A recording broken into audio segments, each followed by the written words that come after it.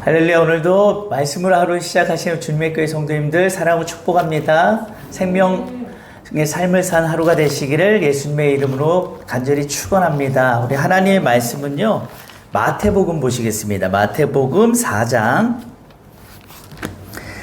1절에서 11절까지 보시겠습니다. 마태복음 4장 1절에서 11절까지입니다. 마태복음 4장 1절에서 11절까지 말씀 보시겠습니다. 자, 우리 한 절씩 교독하시겠습니다. 그때 예수께서 성령에게 이끌리어 마귀에게 시험을 받으러 광야로 가사 40일을 밤낮으로 금식하신 후에 줄이신지라. 시험하는 자가 예수께 나와서 이르되 내가 만일 하나님의 아들이어든 명하여 이 돌들로 떡덩이가 되게 하라.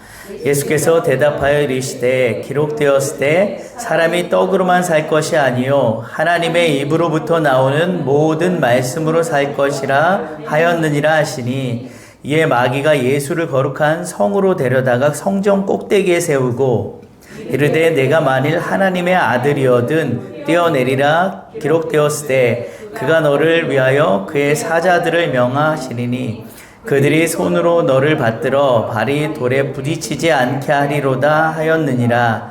예수께서 이르시되 또 기록되었을 때 주 너의 하나님을 시험하지 말라 하였느니라 하시니, 마귀가 또 그를 데리고 지극히 높은 산으로 가서 천하 만국과 그 영광을 보여 이르되 만일 내게 엎드려 경배하면 이 모든 것을 내게 주리라. 이에 예수께서 말씀하시되 사탄아 물러가라. 기록되었을 때 주 너의 하나님께 경배하고 다만 그를 섬기라 하였느니라. 이에 다같이요. 이에 마귀는 예수를 떠나고 천사들이 나와서 수종드니라. 아멘. 자, 함께 봉독한 말씀은요, 예수님께서 공생의 사역 들어가시기 전에 40일 금식을 마치시고 광야에서 마귀에게 시험 받으신 사건입니다. 3번에 걸쳐 시험을 받게 되시는데 그 시험을 어떻게 해서 통과하시고 또 이기시는지, 우리에게 주시는 영적인 교훈이 무엇인지를 깨닫는 귀한 시간 되기를 원합니다. 자, 결론적으로 말씀드리면 예수님께서 마귀의 시험을 무엇으로 이기셨습니까? 하나님의 말씀으로 이기셨죠. 자, 이것은 단 한 차례의 시험에 너무나도 맥없이 무너져버린 첫째 아담과는 참 대조되는 일이 아닐 수가 없습니다. 그래서 첫째 아담으로 실패로 인해 온 인류에게 죄가 전가된 그 죄의 죽음의 그 문제를 둘째 아들 예수님께서는 완전히 해결하시고 또 구원과 영생의 축복을 우리에게 다시금 누리게 해주신 것입니다. 자, 1절을 보면요, 예수님께서 성령에게 이끌려 마귀에게 시험을 받으러 광야로 가시죠. 자, 여기서 주목할 것은 예수님이 마귀에게 시험을 받으시기 전에 누구에게 이끌려 가십니까? 성령입니다.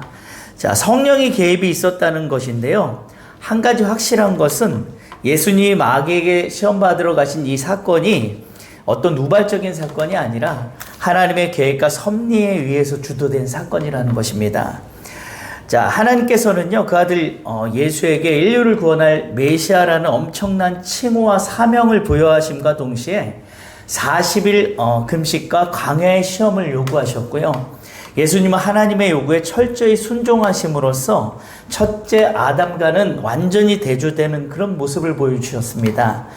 자, 예수님은 마귀에게 결코 시험받을 분이 아니심에도 불구하고 시험을 받으시고 이 시험을 어떻게 통과하시는지를 몸소 보여주신 거예요.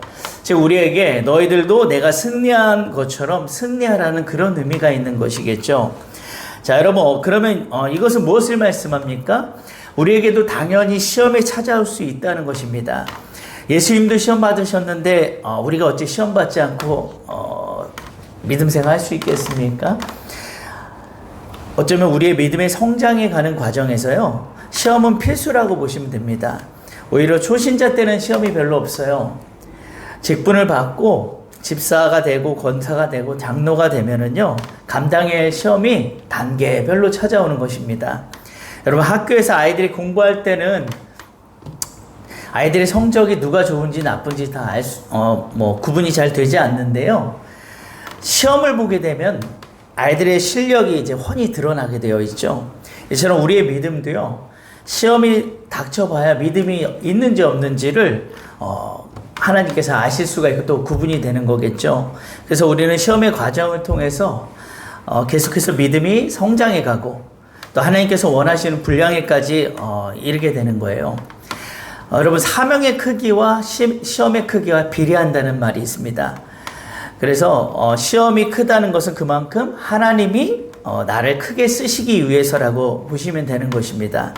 여러분 모두 시험이 찾아오면요, 우리 찬양, 이런 찬양 가사 있죠. 왜 나만 겪는 고난이냐고 불평하지 마세요. 고난 뒤에 있을 영광과 축복을 바라보면서 승리하세요. 이런 찬양 가사와 같이 여러분들이 꼭 승리하시는 분들이 되시길 예수님의 이름으로 축복합니다.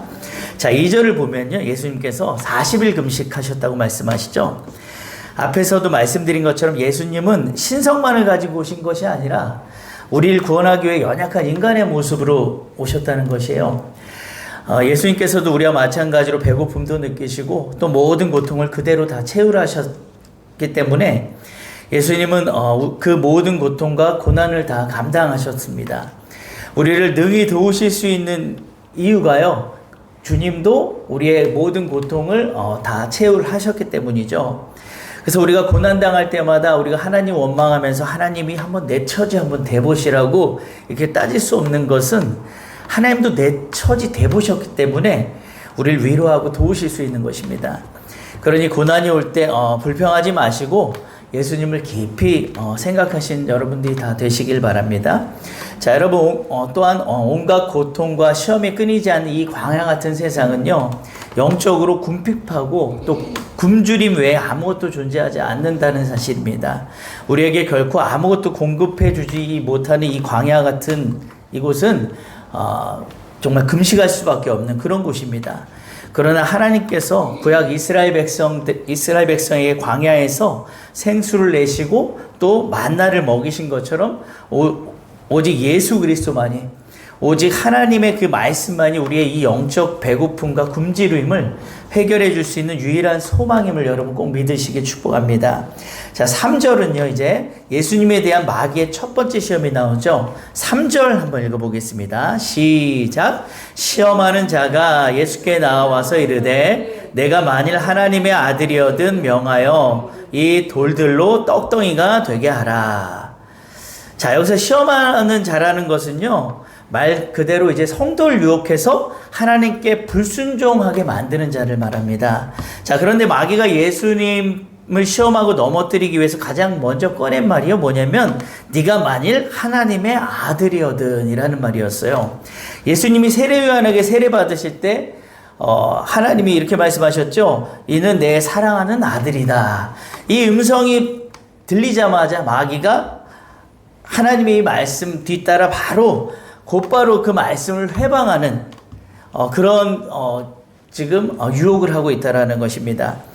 에덴 동산에서도 하나님께서 선악과를 먹지 말라고 한 그 말씀을 하시자마자 그 말씀을 붙잡고 또 이 마귀가 찾아와서 미혹을 하잖아요. 그래서 마귀는 아마 하나님이 다른 말씀을 하면은 또 그 말씀을 붙들고 또 찾아와서 우리를 미혹할 것입니다. 그래서 마귀의 전략은요, 항상 하나님의 말씀을 교묘하게 그 말씀을 이용해서 미혹을 한다는 것이죠. 그래서 특히 우리의 생각을 통해서 미혹을 하기 때문에 우리의 말씀이 뿌려진 우리에게 찾아와서 우리의 생각을 이용해서 하나님의 말씀의 열매를 맺지 못하도록 방해하고 해방하는 것이 이 마귀의 전략이라고 보실 수 있습니다. 그래서 말씀을 통해 영적인 눈을 뜨게 되고 이런 마귀의 정체와 전략을 우리가 확실히 알 필요가 있습니다. 다시 한번 말씀드리지만요, 사단 마귀는 하나님의 말씀이 선포된 곳에 또는 여러분이 하나님의 말씀을 듣고 막 이렇게 결단하고 이제 믿음대로 살아보려고 하는 그때에 꼭 생각을 통해 찾아온다는 것입니다. 그래서 이러한 마귀의 전략에 여러분 속지 않는 여러분 되시길 축복합니다. 자, 그리고 계속해서요, 마귀는 예수님께 이 돌들로 떡덩이가 되게 하라고 시험합니다. 자, 여기서 떡덩이는 당장 배고픔과 굶주림을 해결할 수 있는 수단입니다. 즉 이것은 이 땅의 것, 눈에 보이는 것에 이제 집중하게 하려는 것으로서요. 예수님을 따랐던 이 수많은 무리들이 예수님을 임금 삼으려는 이유가 그 이스라엘 많은 수많은 그 회중들이 그 이유가 왜 예수님을 따랐습니까? 육의 그 배고픔을 해결하기 위해서 따르지 않았습니까? 그래서요, 즉 육의 문제를 해결받기 위한 수단으로 예수님을 따랐던 거예요. 그러한 자들에게 예수님은 당신이 곧 하늘로부터 내려온 생명의 떡이라고 선포를 하셨죠.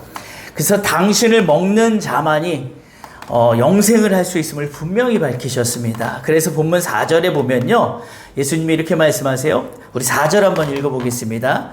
시작. 예수께서 대답하여 이르시되 기록되었으되 사람이 떡으로만 살 것이 아니요 하나님의 입으로부터 나오는 모든 말씀으로 살 것이라 하였느니라 하시니.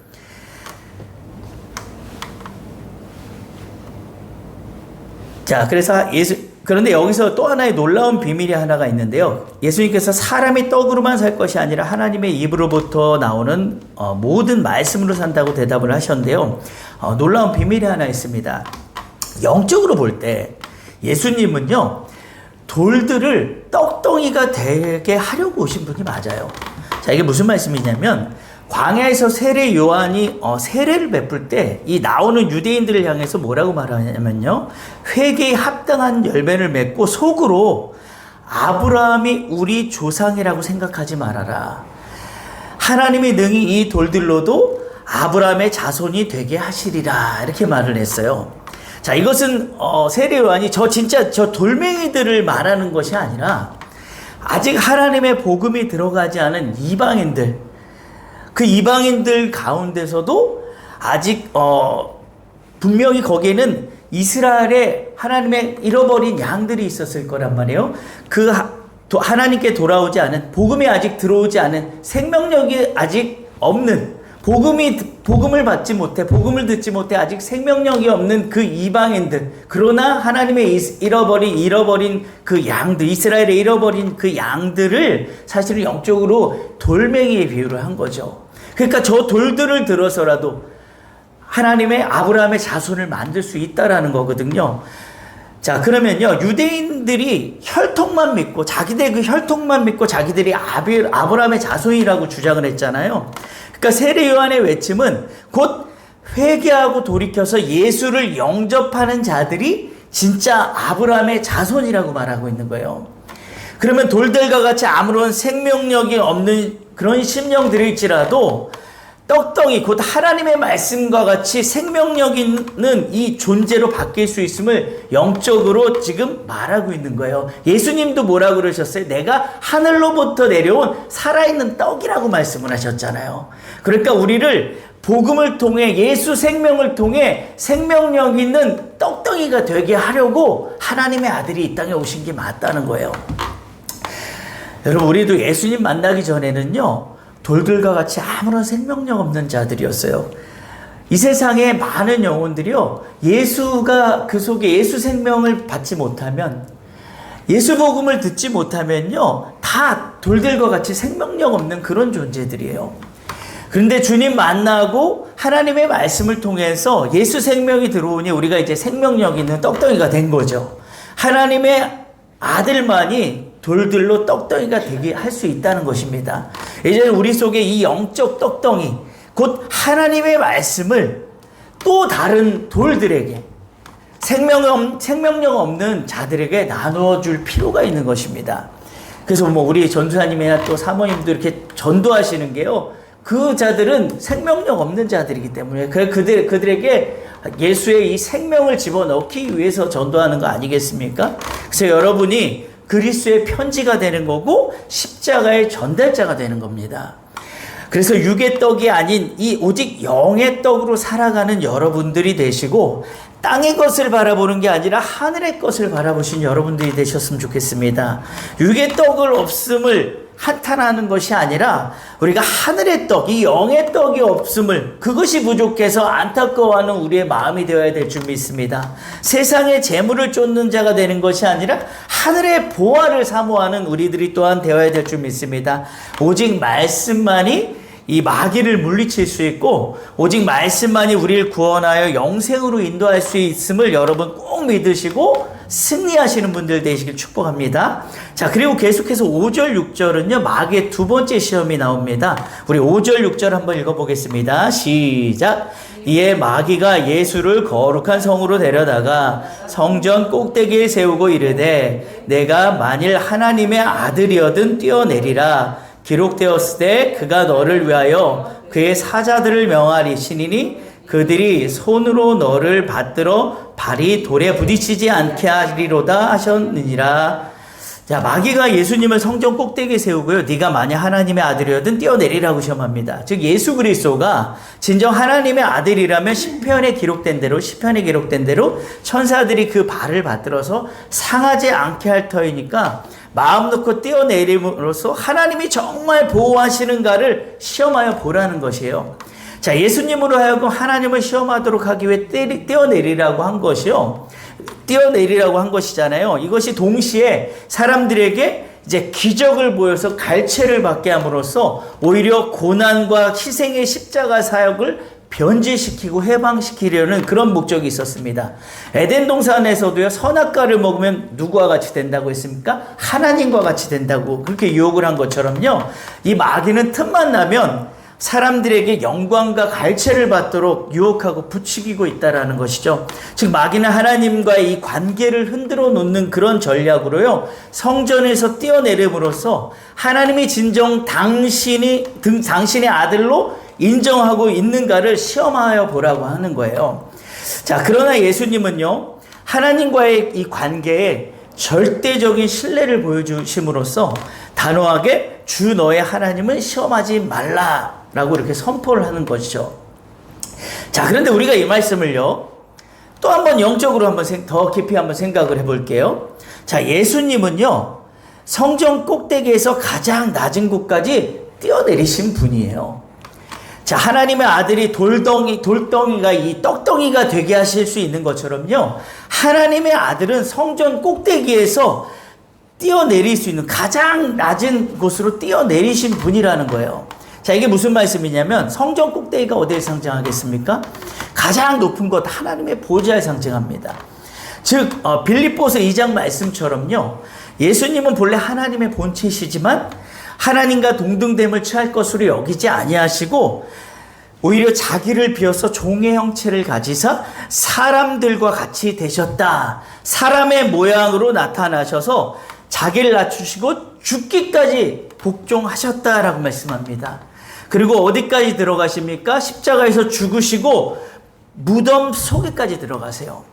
즉 가장 높은 곳에 있어야 할 분이, 가장 높은 곳에 계셔야 할 분이 가장 낮은 무덤까지, 죽은 자들이 거하는 무덤까지 들어가셨다라는 것입니다.